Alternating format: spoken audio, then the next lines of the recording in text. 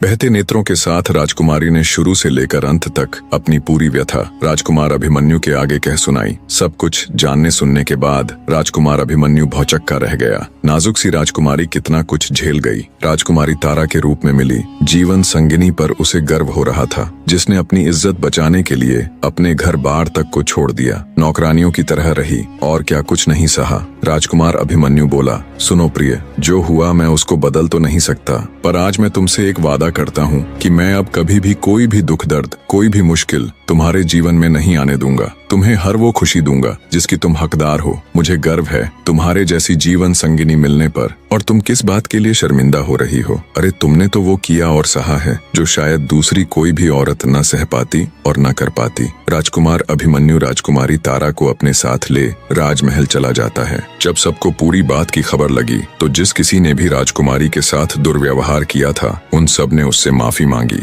जिनमें उसे महल के द्वार पर रोकने वाले पहरेदार से लेकर हर वो शख्स था जिसने उसके कुरूप होने पर उसे ताने मारे थे, उसका मजाक उड़ाया था। अंत में राजा धर्मपाल ने भी अपनी पुत्र वधू से माफी मांगी और बोले, मुझे माफ कर देना बेटी, अनजाने में ही सही, पर मुझसे बहुत बड़ी भूल हुई। मैंने बहुत जुल्म किया है तुम पर, तुम्हारे ऊपर कोड़े तक बरसवाए। अपने सामने यूं अपने पिता ससुर को हाथ जोड़ माफी मांगता देख राजकुमारी बोली, नहीं पिताजी, इसमें आपकी कोई गलती नहीं। मैं भी आपके स्थान पर होती तो शायद अपने पुत्र के विवाह को खराब करने की कोशिश करने वाले को यही सजा देती। राजा धर्मपाल तुरंत अपने सेनापति को हुक्म देता है कि अपनी फौज को तैयार करो, हम कल ही विलासनगर के ऊपर आक्रमण करेंगे। उस दुष्ट राजा मदनपाल की ये मजाल, कोई इतना नीच कैसे हो सकता है? तब राजकुमारी तारा बोली, नहीं पिता महाराज, आपके ऐसा करने से पहले मैं खुद एक बार राजकुमार अभिमन्यु के साथ जाकर उनसे मिलना चाहती हूँ। राजा धर्मपाल न चाहते हुए भी उन्हें वहाँ जाने की आज्ञा दे देता है। जब राजकुमारी तारा अपने पति राजकुमार अभिमन्यु के साथ विलासनगर गई